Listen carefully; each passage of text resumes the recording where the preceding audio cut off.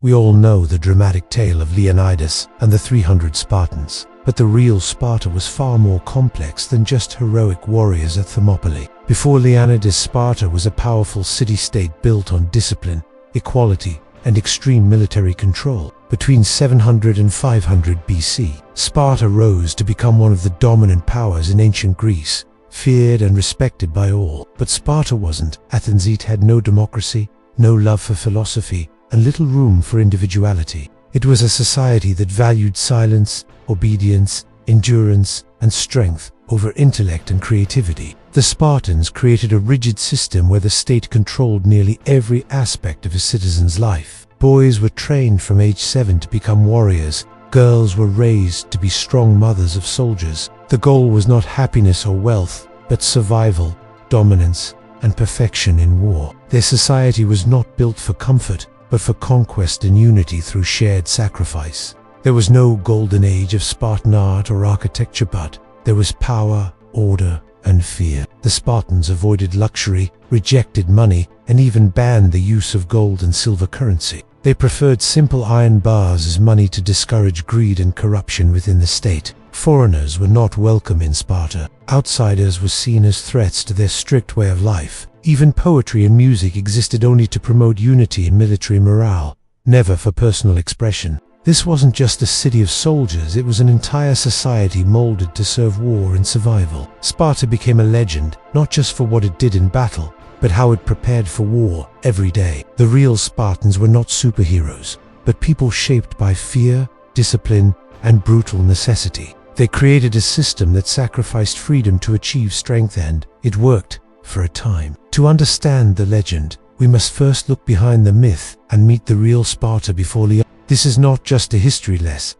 it's a journey into one of the most extreme civilizations ever created. Unlike most Greek city-states, Sparta had a unique dual monarchy. 2 kings ruled at the same time. These kings were from 2 different royal families, ensuring balance and avoiding tyranny. One king usually stayed in Sparta to handle politics while the other led armies into battle. But the kings didn't rule alone, they were checked by a powerful council of elders called the Gerousia, made up of 28 men over 60 plus. The 2 kings proposed laws and judged crimes. Another democratic element existed in the form of the Apella, an assembly of male citizens. However, the Apella could only vote yes or no to the council's proposals. No debates were allowed. True power lay with 5 elected officials called the ephors, who could even put kings on trial. These ephors were chosen annually and oversaw daily life, education, and even foreign policy. The balance of monarchy, oligarchy, and limited democracy made Spartan government stable and strict. Every part of Spartan governance was designed to maintain control and prevent civil unrest. They feared rebellion,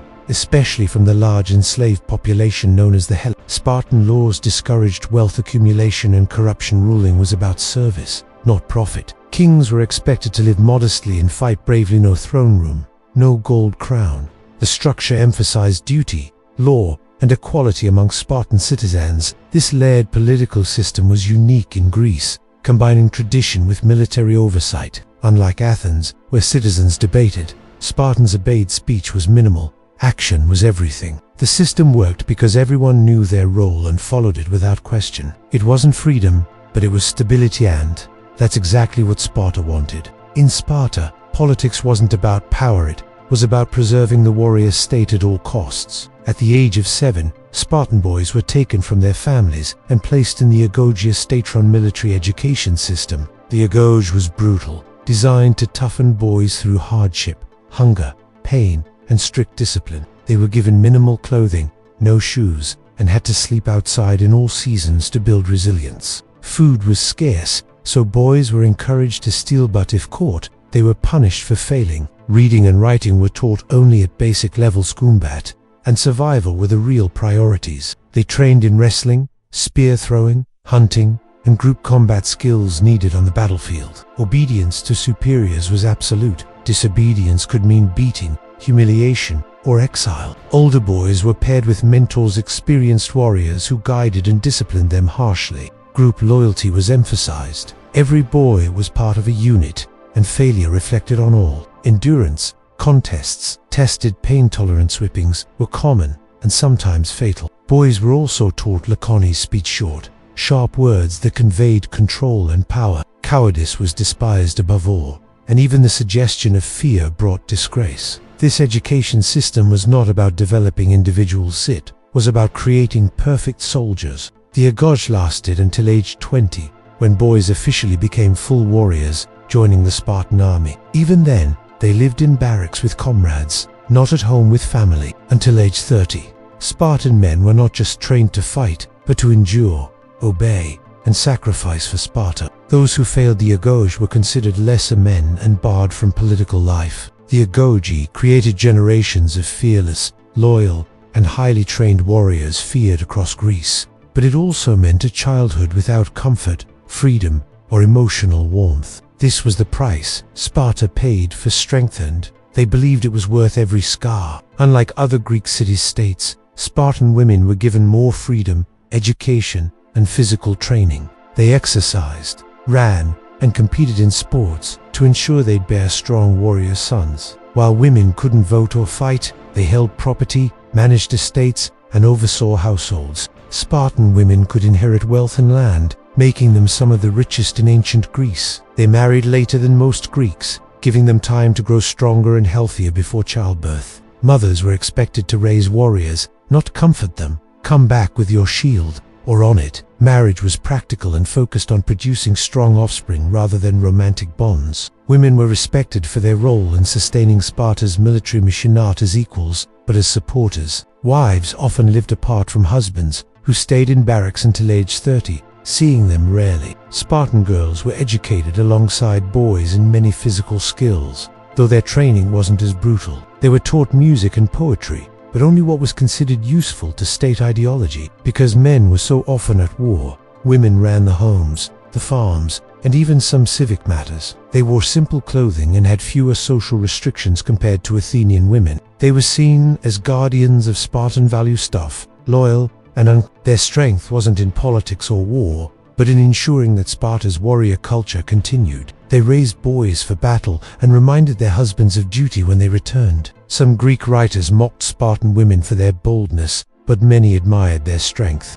They were not free in the modern sense, but they were far more visible and powerful than most ancient women. In a male-dominated world, Spartan women carved out a silent but unshakable influence. Without them, Sparta could not have endured, and every Spartan knew it. Spartan society was strictly divided into three main classes: Spartiates, Perioiko, and Helots. The Spartiates were full citizens, trained warriors who held political power and lived communally. They were the elite, but they made up only a small fraction of the population, perhaps just 5 to 10%. The Perioiko were free non-citizens who lived in surrounding areas and handled trade, crafts, and farming. Though not warriors, Perioiko paid taxes and served in auxiliary roles during war when needed. The Helots were state-owned, serfs, enslaved people forced to farm the land and serve the Helots greatly outnumbered Spartans, possibly by 7 to 1, making them both essential and dangerous. To control the Helots,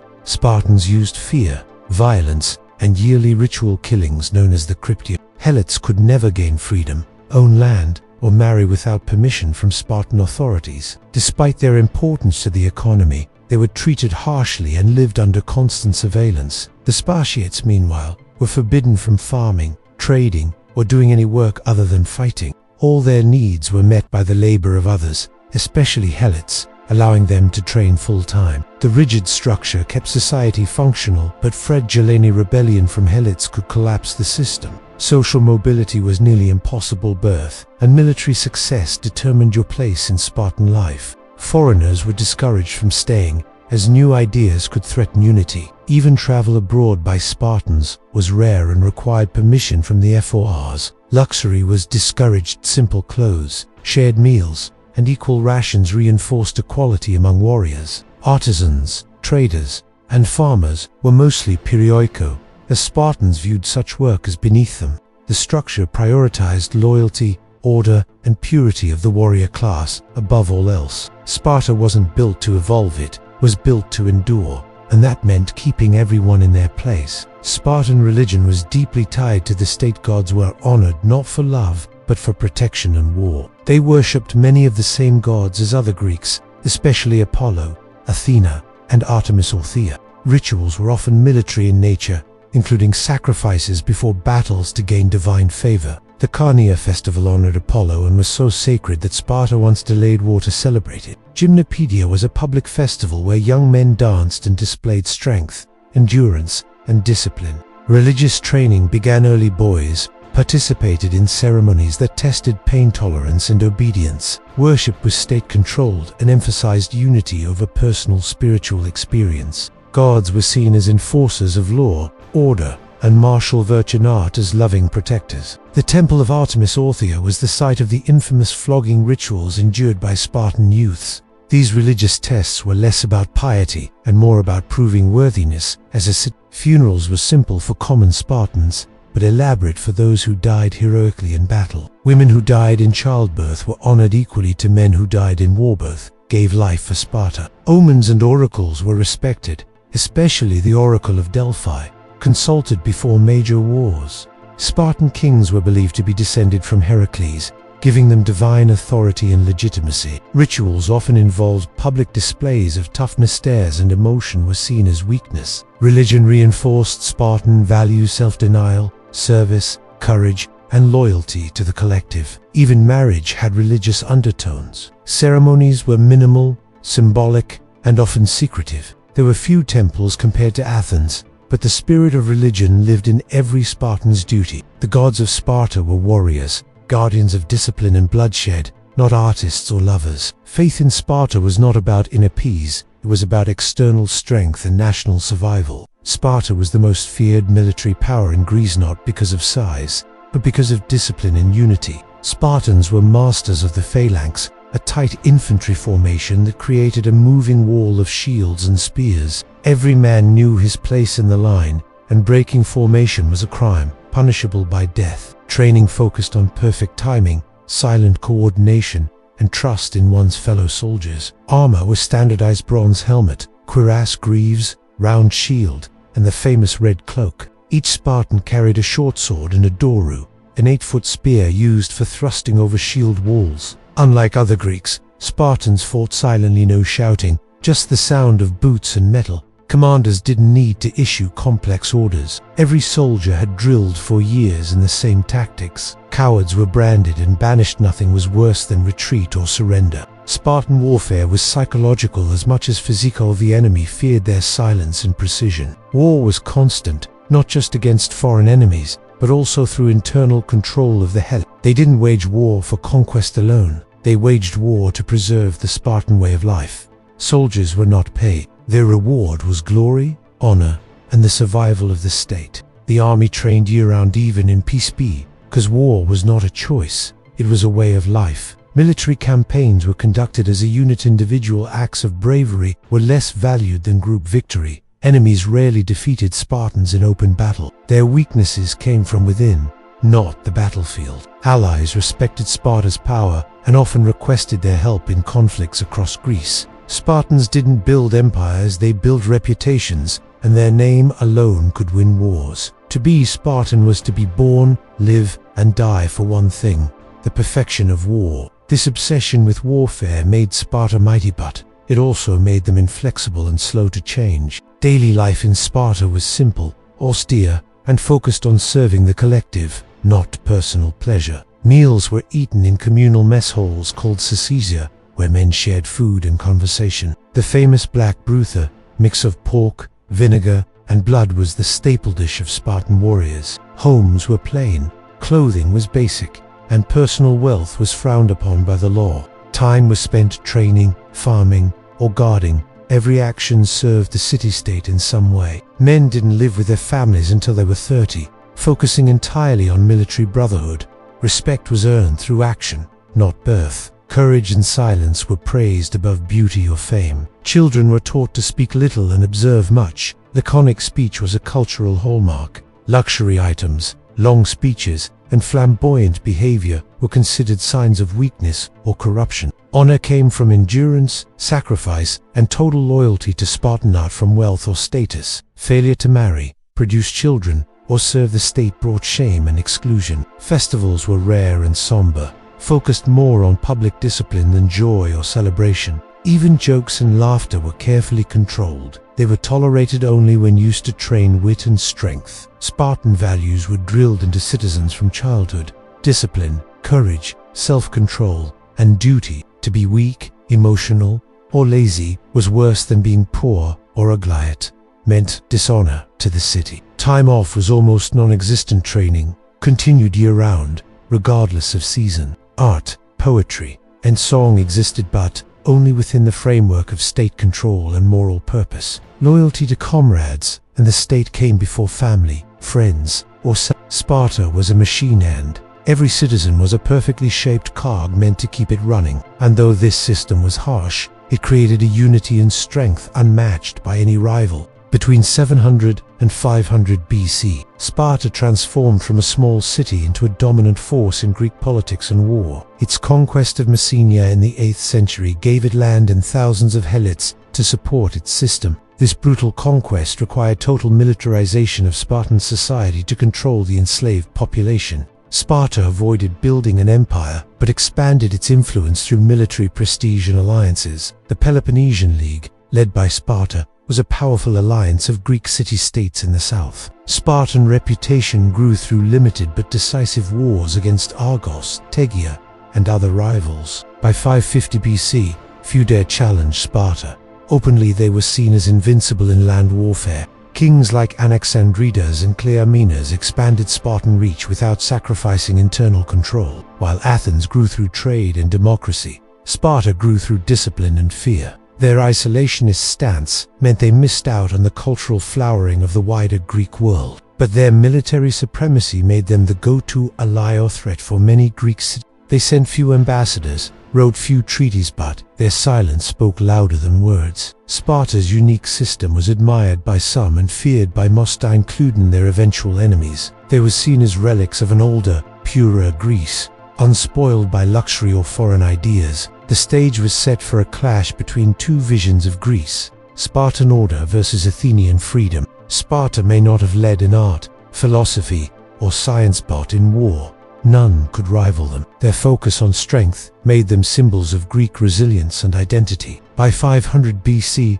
Sparta stood at the height of its power just before the Persian Wars changed everything. Leonidas hadn't yet marched to Thermopylae, but the world already feared the shadow of Sparta, and the legend was only beginning. The real Sparta wasn't just a battlefield legend, it was a disciplined, brutal, and efficient society that chose order over liberty. Its obsession with war created warriors, unlike any in ancient history, but at great cultural cost. While Athens built democracy in the Parthenon, Sparta built silence, obedience, and steel. Spartan values influenced future militaries, dictators, and even modern ideologies of strength. Their education system inspired admiration and horror, a mix of brilliance and brutality. Spartan women's rights were unusual, but still served the goals of a militarized state. They rejected innovation, fearing it would weaken unity that may have led to their slow decline. Sparta won battles but lost the long game. Its rigidity couldn't survive changing times. Eventually, Thebes and then Macedon would eclipse them, and Sparta faded from political relevance. But their story endured, used by Rome, Renaissance thinkers, and modern films like 300. Myth turned warriors into demigods, but reality was more complex and more human. Sparta teaches us the cost of perfection, the power of discipline, and the dangers of inflexibility. They built a society with few equals but one that gave up comfort, creativity, and compassion. Today, the ruins of Sparta stand quiet, far less glamorous than Athens, but just as important. They left behind no grand temples or golden statues, but they left behind an idea. That strength comes from unity, discipline, and sacrifice, even if it means losing something human. Understanding real Sparta lets us question what we value: freedom or order, comfort or strength. Leonidas was a product of this world, but the system was centuries in the making before him. Sparta is not just history, it's a warning, a lesson, and a mirror of extremes. And in remembering it, we remember what civilization is willing to become when survival is all that matters.